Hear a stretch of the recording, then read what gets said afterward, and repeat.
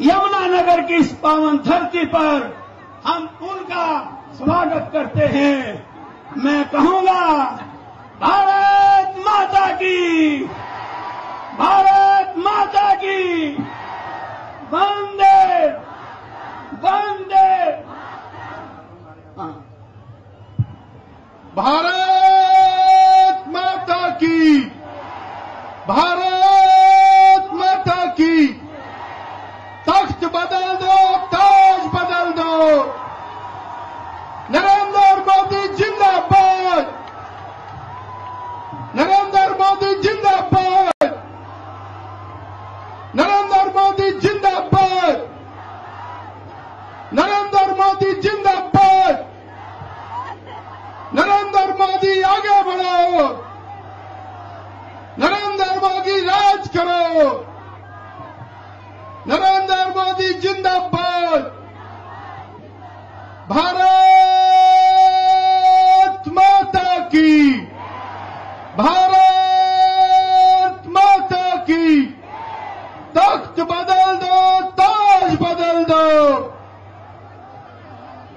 भाई मानो तो राज, तख्त बदल दो, ताज बदल दो। तख्त बदल दो, ताज बदल दो। तख्त बदल दो, ताज बदल दो। नरेंद्र मोदी जिंदाबाद। भारत माता की, भारत माता की। वंदे वंदे वंदे।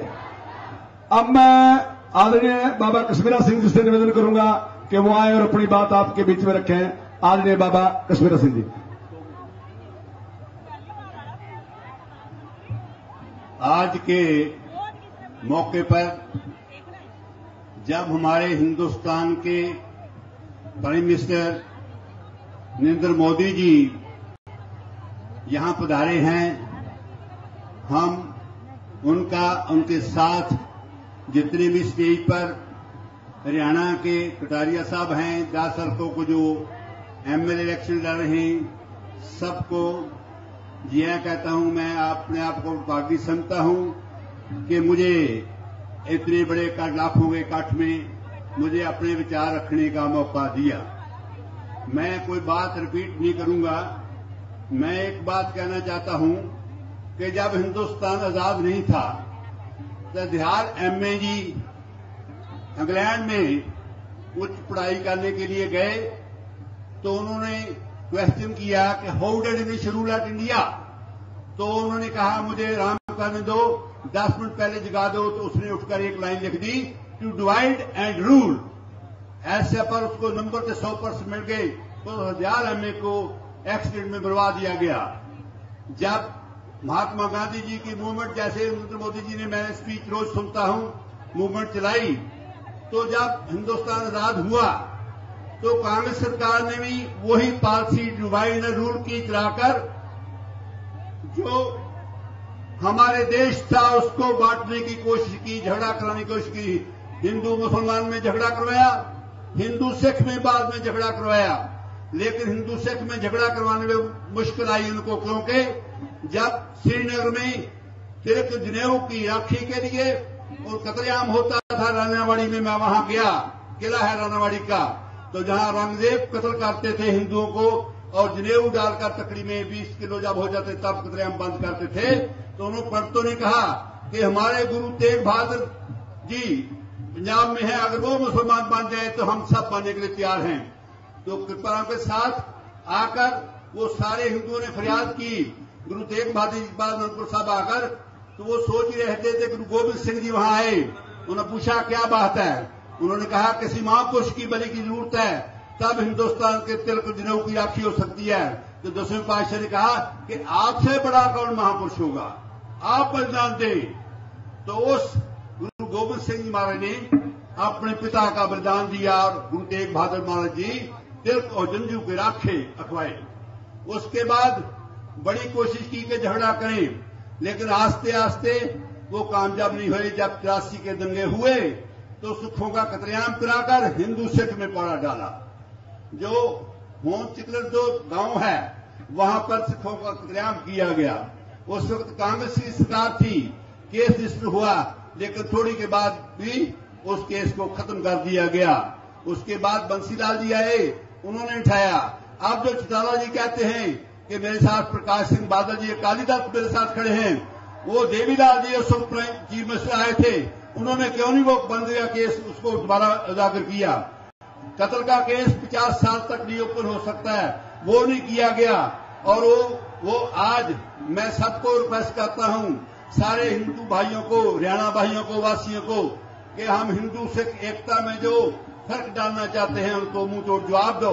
और मैं प्रकाश सिंह बादल मेरे दोस्त हैं, सुखबीर सिंह बादल, मैं उनको बेनती करूंगा कि आप पंजाब में बीजेपी के साथ हैं, दिल्ली में हैं, सेंटर में हैं, फिर हरियाणा में क्यों लगा है? उनको अभी भी चौटाला जी को छोड़कर वहां वापस बीजेपी के साथ सपोर्ट करना चाहिए। मैंने मोदी साहब की स्पीच करनाल में सुनी, उन्होंने ये कहा कि परिवारवाद नहीं होना चाहिए, परिवारवाद के साथ बहुपरिवाद नहीं चाहिए, और मैं ये भ्रूण हत्या कहते हैं वो नहीं होना चाहिए। और ये परिवारवाद कहां से रहा? नेहरू के बाद इंदिरा गांधी जी आए, उसके बाद राजीव गांधी जी आए, उसके बाद सोनिया गांधी जी आए, अब राहुल गांधी को आगे लाने जा रहे हैं। ये परिवारवाद नहीं है।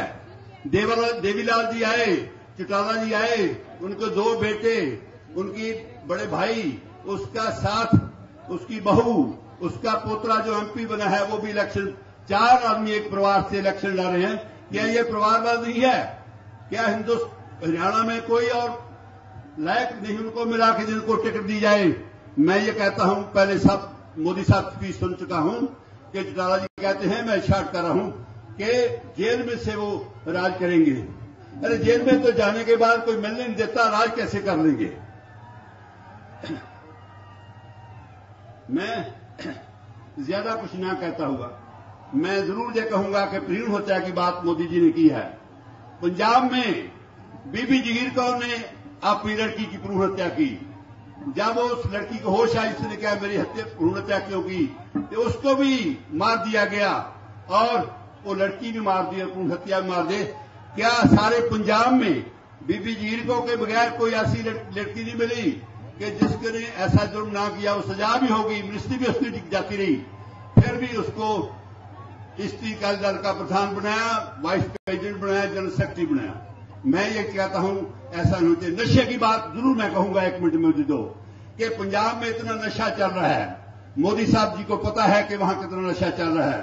वो बादल साहब अगर चौटाला साहब के साथ आ गए, अगर आप हरियाणा वासियों, हरियाणा के सिख वासियों उनको वोट आपने डाली, तो वो मार्केट जो नशे की मार्केट पंजाब की है वो हरियाणा में भी आ जाएगी, और आपकी जो जवानी है, आपकी पहलवानी है, जो के खिलाड़ी हैं, वो नशे में बह जाएंगे।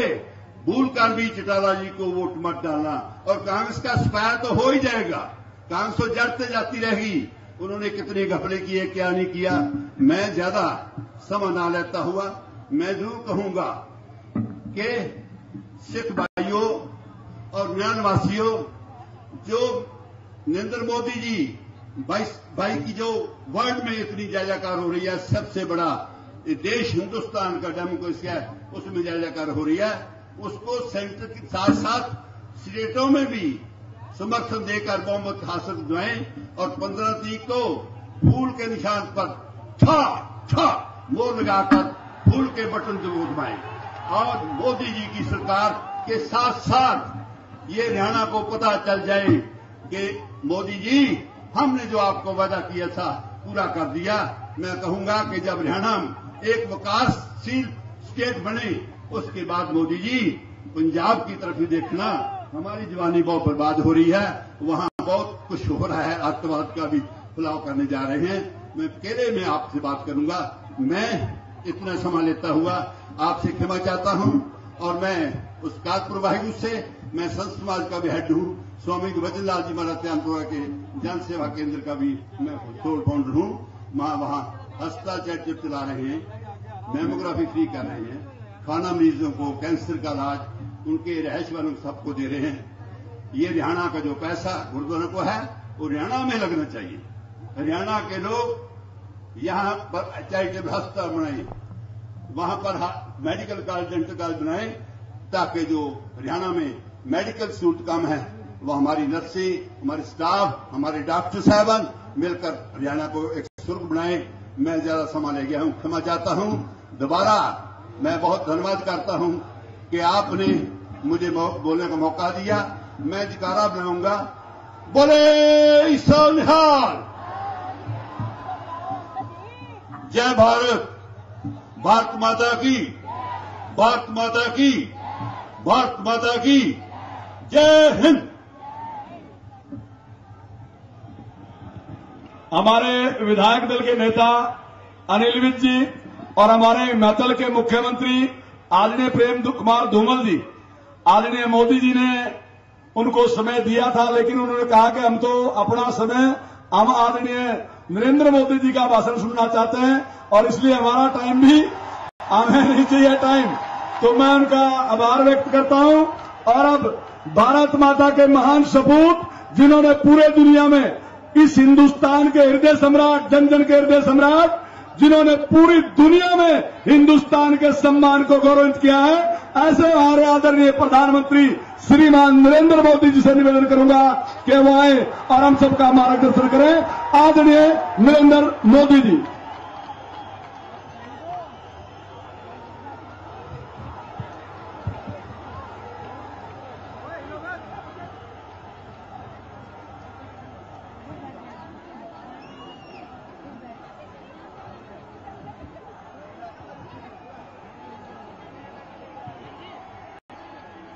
मंच पर विराजमान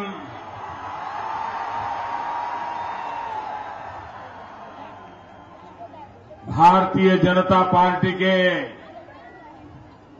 सभी वरिष्ठ महानुभाव और इस चुनाव में भारतीय जनता पार्टी के उम्मीदवार चौधरी कंवरपाल सिंह जी, श्रीमती लतिका शर्मा जी, श्रीमान ज्ञानचंद गुप्ता जी, श्री नायब सिंह सैनी, भाई अनिल विज, आ गए अनिल जी, श्री असीम गोयल जी, श्रीमती संतोष सारवान, श्री बलवंत सिंह, श्री घनश्याम दास अरोड़ा,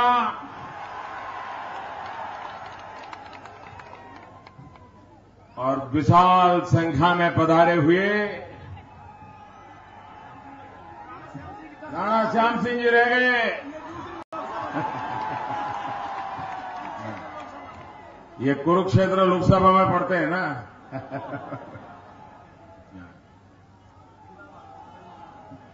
और विशाल संख्या में पधारे हुए मेरे प्यारे भाइयों और बहनों,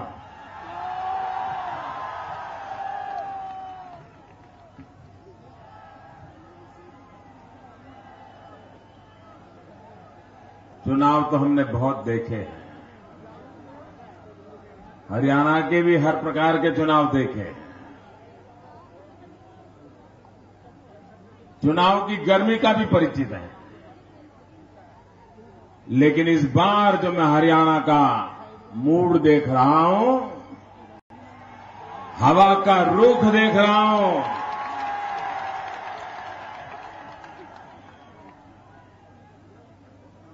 मैं नहीं मानता हूं भाजपा विरोधी बच पाएंगे कि नहीं बच पाएंगे।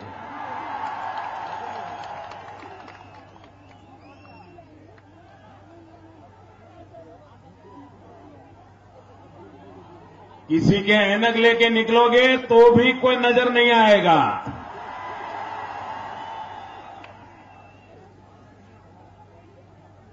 ऐसा बुरा हाल होने वाला है इस बार,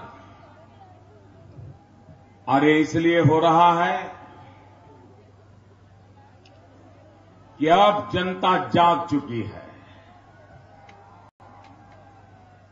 देश का नौजवान जाग चुका है। गांव गरीब किसान जाग चुका है। माताएं बहनें भी जुल्म के खिलाफ आवाज उठाने के लिए तैयार हो गई है। और इसके कारण इस बार हरियाणा में परिवर्तन निश्चित है भाइयों।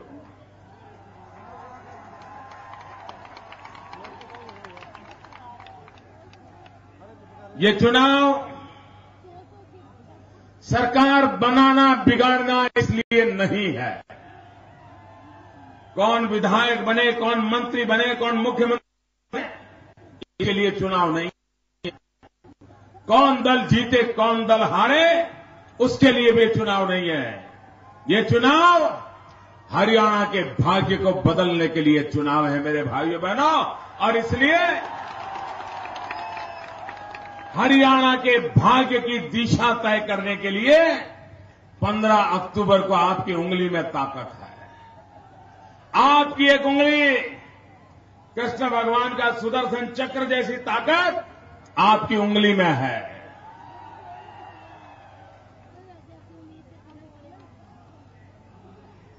15 तारीख को वोट देकर के कमल के निशान पर बटन दबा करके पूरा हरियाणा एक मुक्ति का श्वास ले सकता है, विकास की यात्रा आरंभ कर सकता है, अपने सपनों को साकार करने का शुभारंभ कर सकता है।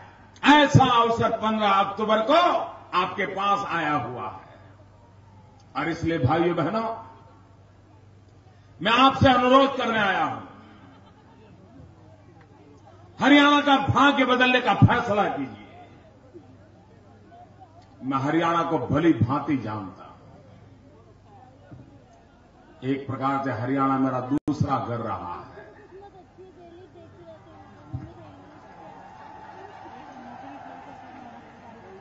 हरियाणा मेरे राजनीतिक शिक्षा दीक्षा की भूमि रही है। मेरे जीवन को बनाने में हरियाणा की बहुत बड़ी भूमिका रही है। मेरा हरियाणा के साथ अपनापन है। हरियाणा वालों का मेरे पर अधिकार है।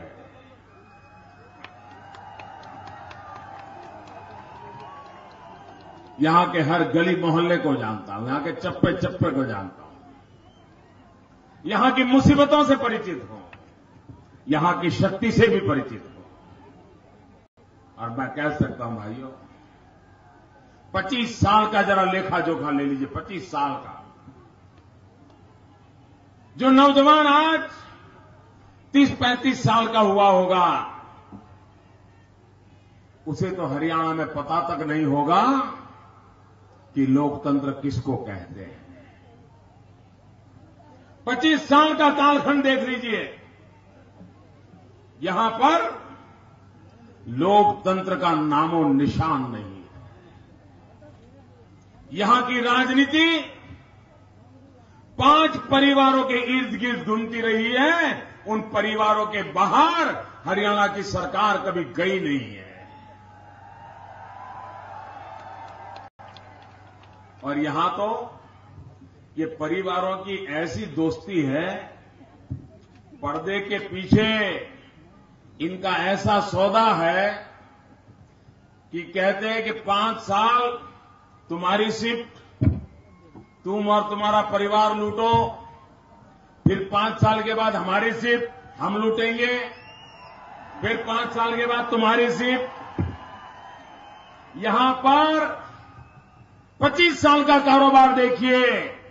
वो ही परिवार एक बार आते हैं, लूटते हैं, जितना लूट सके लूट लेते हैं, फिर दूसरे को चार्ज देते हैं। दूसरा आता है, वो लूटता है, फिर वो पहले वाले को चार्ज दे देता है। और आपको लगता है कि आपने सरकार बदल दी। आपने कुछ नहीं बदला। पर्दे के पीछे ये सारे एक ही है, कोई अलग नहीं है। नाम अलग रखते होंगे, निशान अलग रखते हैं, इरादे अलग नहीं रखते। भ्रष्टाचार, परिवारवाद, भाई भतीजावाद, यही इनकी राजनीति का दायरा है भाइयों। और इसी के कारण हरियाणा तबाह हो गया है। जब तक हरियाणा एक परिवारवादी राजनीति से मुक्त नहीं होता है, हरियाणा विकास की यात्रा पर नहीं बढ़ पाएगा भाइयों। नौजवानों का भविष्य नहीं बदलेगा। और इसलिए मैं आज आपसे आग्रह करने आया हूं कि आप कृपा करके अपने भाग्य के लिए सोचिए, अपने बेटों के भविष्य के लिए सोचिए, नौजवान अपनी जिंदगी के लिए सोचे, माताएं बहनें अपने सम्मान और सुरक्षा के लिए सोचे और तब जाकर के वोट दीजिए।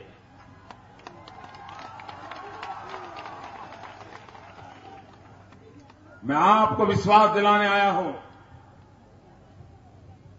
कि भारतीय जनता पार्टी पूर्ण बहुमत के साथ हमें सेवा करने का अवसर दीजिए। 25 साल की जो कमियां है ना, वो कमियां पूरी करने का हम जज्बा रखते हैं भाइयों बहनों, हमको जज्बा रखते हैं।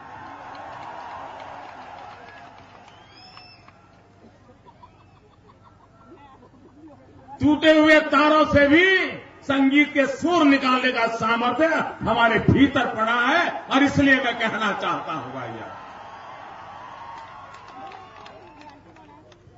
अब आइए, मैं आपको निमंत्रण देता हूं, एक बार फैसला कर लीजिए आपकी अपनी जिंदगी बनाने का, हरियाणा का भाग्य बदलने का। अगर जनता जनार्दन आशीर्वाद दें तो हरियाणा की शक्ल सूरत हम बदलने का आपको वादा करते हैं भाई। ये जगाधरी, ये यमुनानगर, ये अंबाला, कितने कौशल्यवान लोग हैं यहां पर। छोटे उद्योगों की कितनी बड़ी जाल है। ब्रास पार्ट का बिजनेस हो,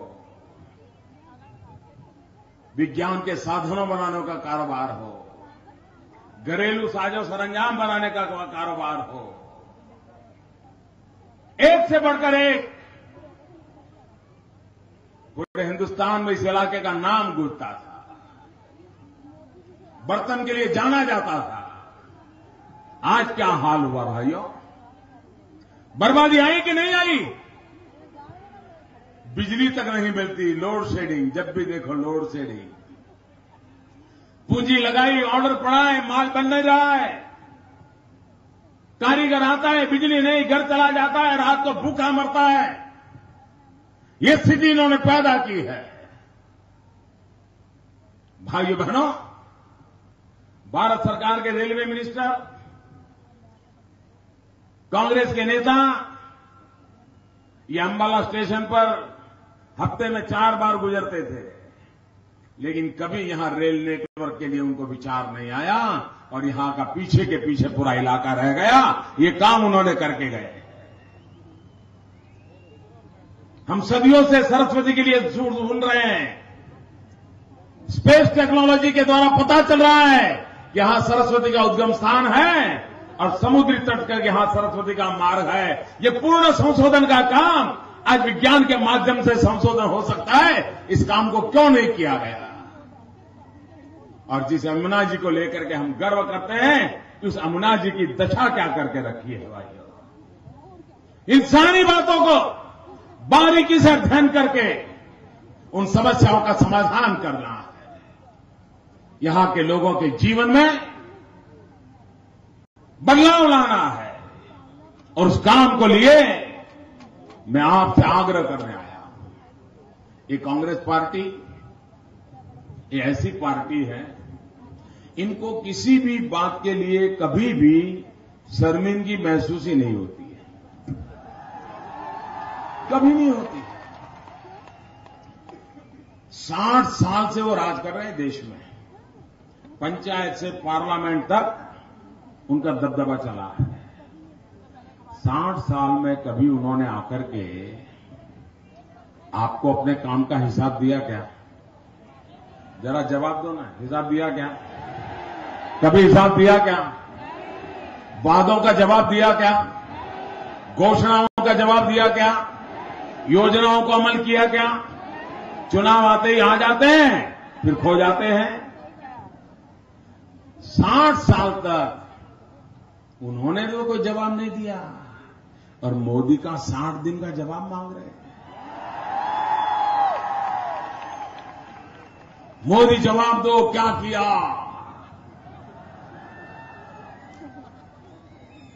क्या किया अभी भी मालूम नहीं है? क्या किया मालूम नहीं है? अरे आपातकाल के बाद चुनाव हुआ था, श्रीमती इंदिरा गांधी समेत सारे के सारे लोग हार गए थे और उस समय तब भी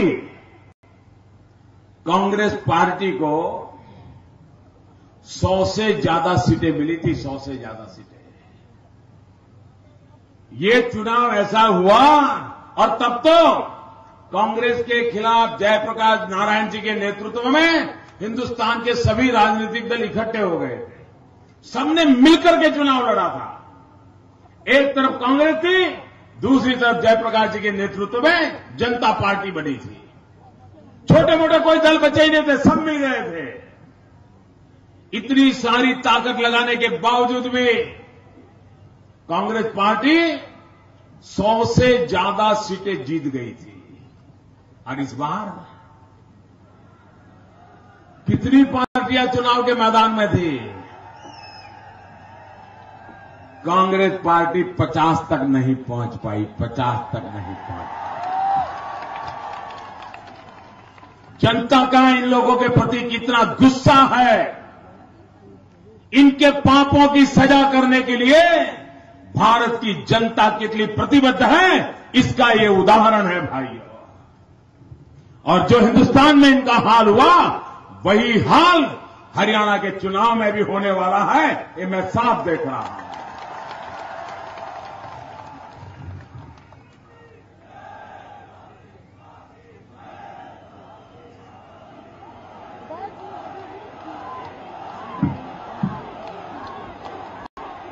जब पार्लियामेंट का चुनाव चल रहा था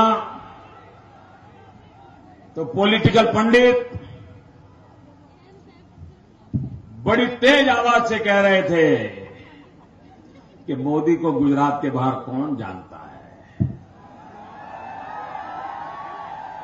चंडीगढ़ में रहने वाले कुछ पॉलिटिकल पंडित लिखते थे, नहीं थोड़े बहुत लोग मोदी जी को हरियाणा में जानते हैं, कुछ लोग पंजाब में जानते हैं, हिमाचल में जानते हैं, बाकी मोदी को कोई जानता नहीं है। थोड़े दिन के बाद कहने लगे, नहीं मोदी 125 सीट तो ला सकता है। और थोड़े दिन बीत गए तो बोले नहीं 150 तो चला जाएगा, भाजपा वालों को 150 तो मिल जाएगी। फिर कहने लगे नहीं 175 की संभावना दिखती है।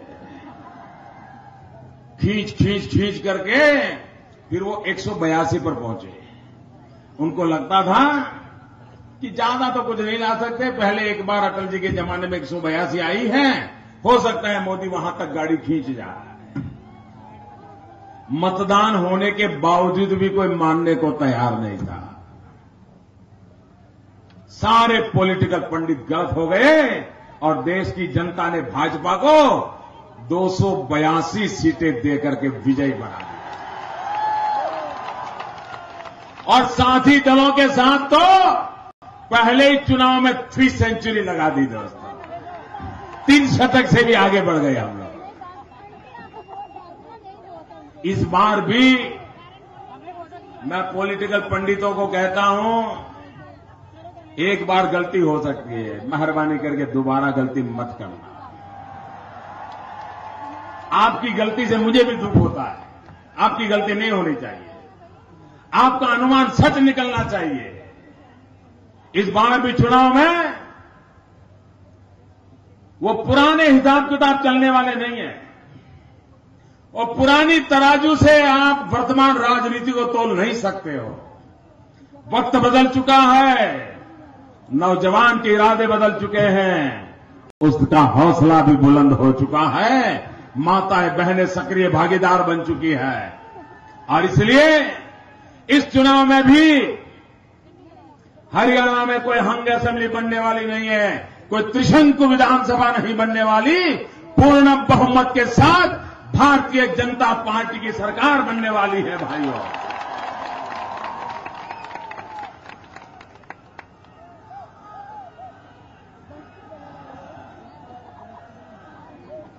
और इसलिए मैं आग्रह करने आया हूं, आप देखिए कुछ लोग किस प्रकार से सोचते हैं जी।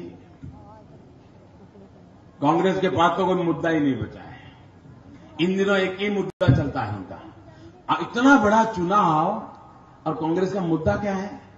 महाराष्ट्र हो, हरियाणा हो, कांग्रेस के जितने चट्टे बट्टे हैं एक ही बात बोल रहे हैं, ये प्रधानमंत्री बार बार क्यों आते हैं? ये प्रधानमंत्री को कोई काम नहीं है क्या? क्या हरियाणा की गलियों में भी घूमेंगे क्या? और कोई मुद्दा ही नहीं उनके पास। मुझे बताइए, ये जनता जनार्दन के दर्शन करने का सौभाग्य मुझे लेना चाहिए कि नहीं लेना चाहिए? ये जनता जनार्दन से आशीर्वाद लेना चाहिए कि नहीं लेना चाहिए? लेकिन मैं सोच रहा था कि मैं लोकसभा के चुनाव के समय जब आया था तब तो हुड्डा जी के भी रो नहीं रहे थे, कभी ऐसे नहीं चिल्लाए थे। इस बार क्यों रो रहे थे? तब भी तो मैं आता था, तब भी तो सभाएं की थी। ये सारे कांग्रेसी नेता परेशान क्यों हैं? मोदी जी आ रहे हैं, मोदी जी आ रहे हैं, मोदी जी आ रहे हैं। पहले मुझे भी समझ नहीं आता था यार, मैं तो पहले भी जाता था, कोई चिल्लाता नहीं था, कोई रोता नहीं था, कोई झगड़ा नहीं करता था। आज ऐसा क्यों हो रहा है? मुझे चुनाव सभाएं शुरू करने के बाद पता चला वो मोदी के कारण नहीं डरते हैं, ये जन सैलाब के कारण डरते हैं। ये जनता जनार्दन का विराट रूप रात को उनको सोने नहीं देता है, सोने नहीं देता। उनका चैन हो गया है भाइयों। और इसलिए मैं कहता हूं, कांग्रेस के पास आरोप करने के लिए कुछ नहीं है। और एक दूसरे महाशय भी मैदान में हैं।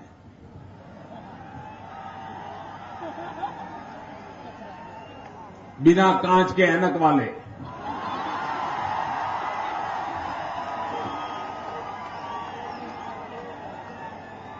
न वो कुछ देख पाते हैं,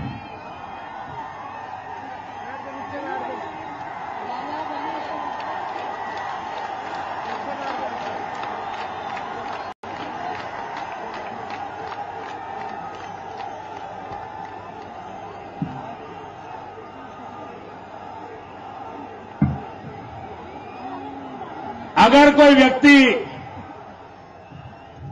जेल जाता है, अगर उसको सजा होती है तो वो क्या कहता है? मौका मिले अगर बात बताने का तो क्या कहता है कि देखो भाई, मैं तो निर्दोष हूं, मेरे साथ अन्याय हुआ है, ये गलत सजा मुझ पे हुई है, लेकिन आप चिंता मत करो, मैं ऊपरी अदालत में जाऊंगा और निर्दोष बनकर के निकल के आऊंगा और आपकी सेवा करूंगा। ऐसा कहते हैं कि नहीं कहते हैं? कोई भी व्यक्ति, 100 लोगों को हत्या करने वाला आदमी भी ये कहेगा कि मेरे साथ अन्याय हुआ है, मैं जरूर ऊपरी अदालत में छूट जाऊंगा और आकर के सेवा करूंगा। कहेगा कि नहीं कहेगा? ये महाशय ऐसे हैं, ऐसा नहीं कह रहे, ऐसा नहीं कह रहे। वो कह रहे हैं मैं तो जेल में ही रहूंगा, मैं वहीं शपथ लूंगा और मैं वहीं मुख्यमंत्री बनूंगा। उनको भी पता है बाहर आने का कोई रास्ता नहीं है। और ये महाशय देखिए, उनकी उम्र देखिए। कोई भी हमारे यहां बुजुर्ग हो और ऐसी मुसीबत आई हो तो क्या कहेगा? जनता को हाथ जोड़ के कहेगा कि देखिए मैंने आपकी सेवा की, अब मेरे पर एक मुसीबत आई है, मुझे तो जेल में गुजरना है जिंदगी, लेकिन मैं इन बेटों को आपके हवाले करता हूं, ये बेटे आपकी सेवा करेंगे, आप इन बेटों को आशीर्वाद दो। ऐसा कहेंगे कि नहीं कहेंगे? ये महाशय ऐसे हैं, अपने बेटों पर भी भरोसा नहीं है। मैंने ऐसा कोई इंसान नहीं देखा सार्वजनिक जीवन में, अपने बेटों पर भी उनको भरोसा नहीं है भाइयों।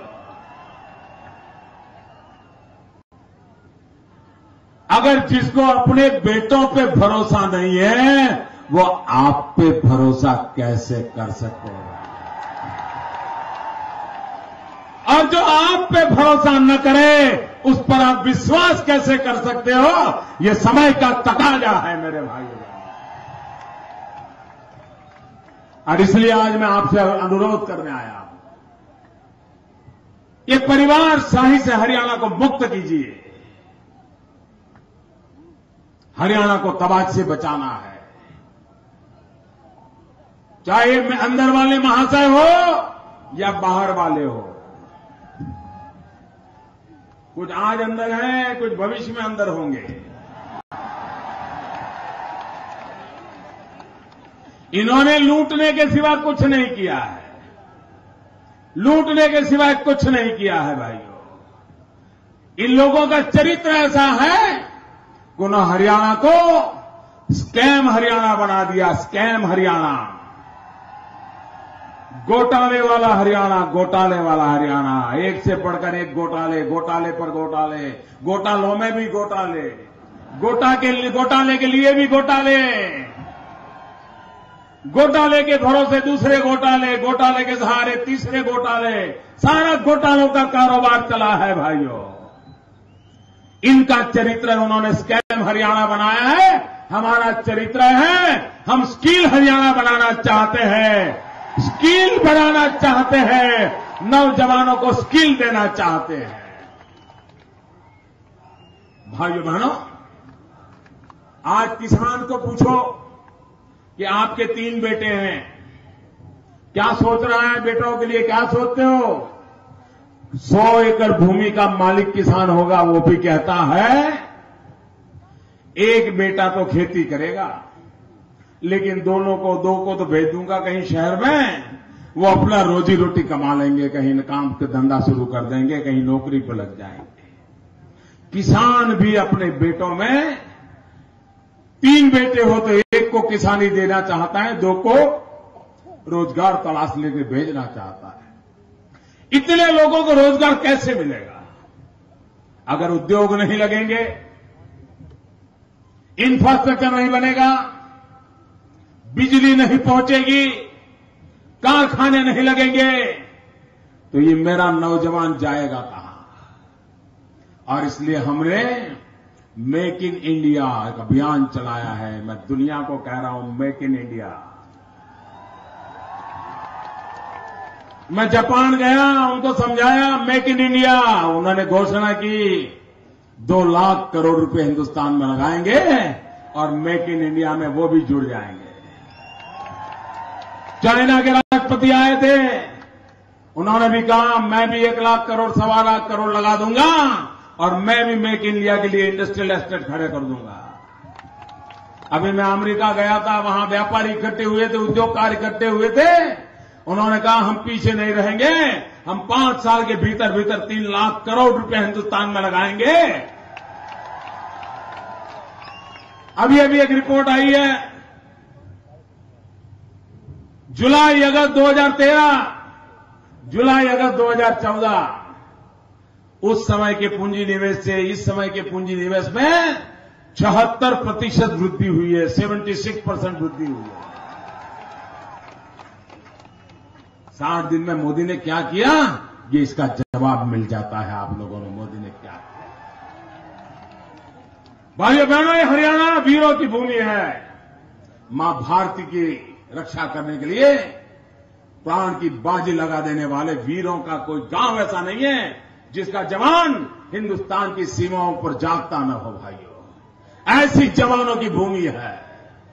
ये वीरों की भूमि है। ये जवान 3-3, 4-4 दशक से 1 रैंक 1 पेंशन के लिए लड़ाई लड़ते थे भाई। ये भारतीय जनता पार्टी की सरकार बनते ही पहले ही बजट में सेना के निवृत्त जवानों के लिए 1 रैंक 1 पेंशन का फैसला हमने कर दिया। उनके भाग्य को बदलने का निर्णय कर लिया। निर्णय इस प्रकार से होते हैं और हम हरियाणा को आगे बढ़ाना चाहते हैं। आप मुझे बताइए भाइयों, महाभारत की लड़ाई कुरुक्षेत्र में जब हुई तब हमारा हिंदुस्तान था कि नहीं था? जरा बोलिए ना। हिंदुस्तान था कि नहीं था? आजादी के जंग में हिंदुस्तान था कि नहीं था? आजादी के बाद कांग्रेस के राज में हिंदुस्तान था कि नहीं था? था कि नहीं था? कभी दुनिया में डंका बजता था क्या? कोई दुनिया में पूछता था क्या? कहीं हिंदुस्तान की चर्चा होती थी क्या? क्या अमेरिका में कभी भारत माता की जय सुनी थी क्या? कभी सुनी थी क्या? आज सुनाई दे रही कि नहीं सुनाई दे रही है? अमेरिका में भी हिंदुस्तान का डंका बज रहा है कि नहीं बज रहा है? बज रहा है कि नहीं बज रहा है? क्यों बज रहा है? क्यों बज रहा है? क्यों बज रहा है?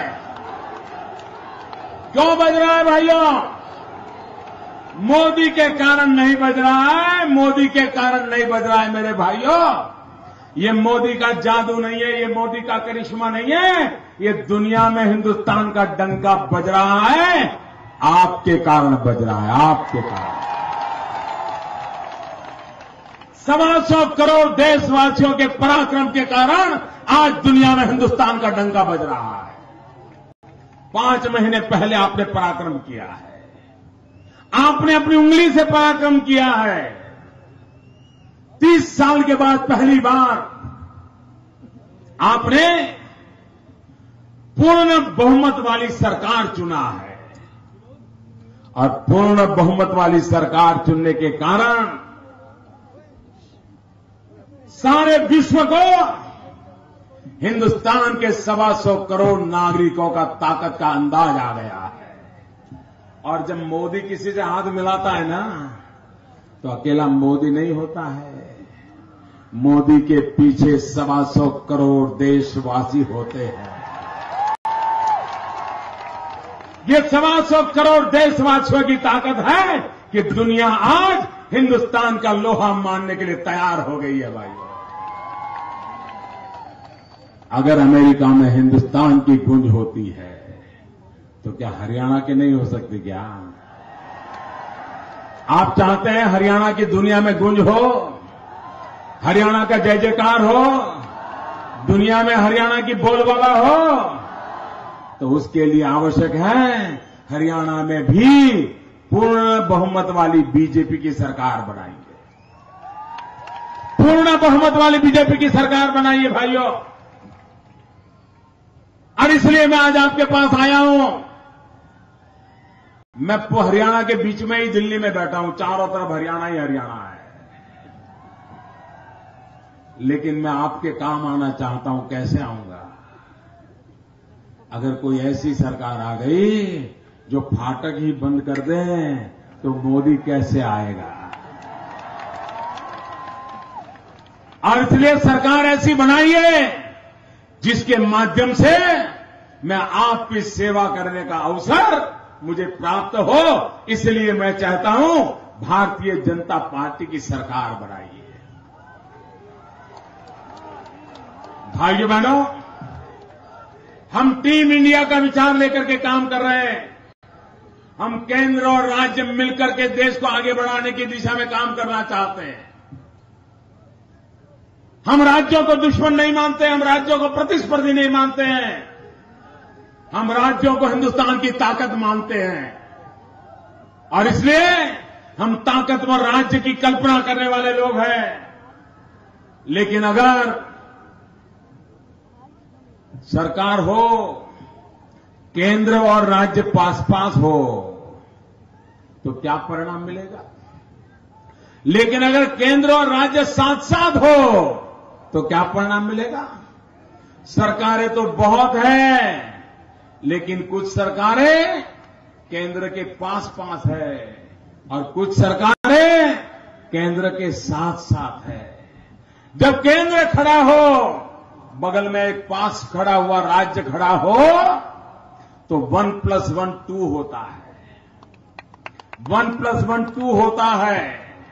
लेकिन अगर केंद्र खड़ा हो, साथ साथ राज्य भी खड़ा हो, तो 1+1 2 नहीं, 1 और 1 11 हो जाता है, 11 हो जाता है। और इसलिए भाइयों बहनों, मुझे 1+1 वाला देश नहीं चलाना है, एक के बगल में एक 11 वाला देश चलाना है। और इसलिए हमें 5-5 वाली सरकार नहीं, 7-7 वाली सरकार चाहिए। हरियाणा में ऐसी सरकार बनाइए जो केंद्र के साथ साथ चले, केंद्र और हरियाणा मिलकर के 11 कदम एक साथ चलने की ताकत रखे। ऐसा हरियाणा बनाने के लिए 15 अक्टूबर को कमल के निशान पर बटन दबाओ, भारतीय जनता पार्टी को विजयी बनाओ। इसलिए मैं अनुरोध करने आया हूं, सभी उम्मीदवारों से मेरा अनुरोध है, जरा आगे आ जाएं।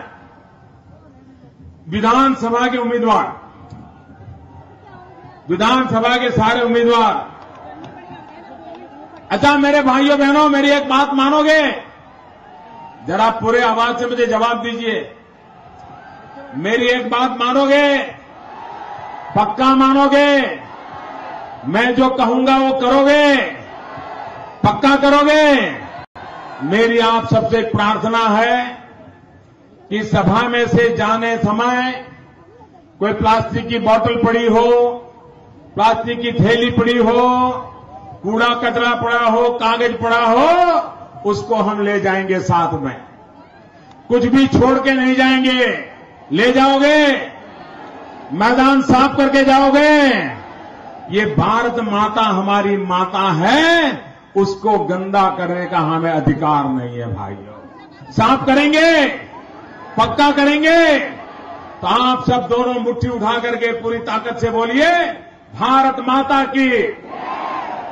दोनों मुट्ठी पूरी ताकत से बताइए, चारों तरफ गूंज पहुंचनी चाहिए। भारत माता की, भारत माता की, भारत माता की। बहुत बहुत धन्यवाद।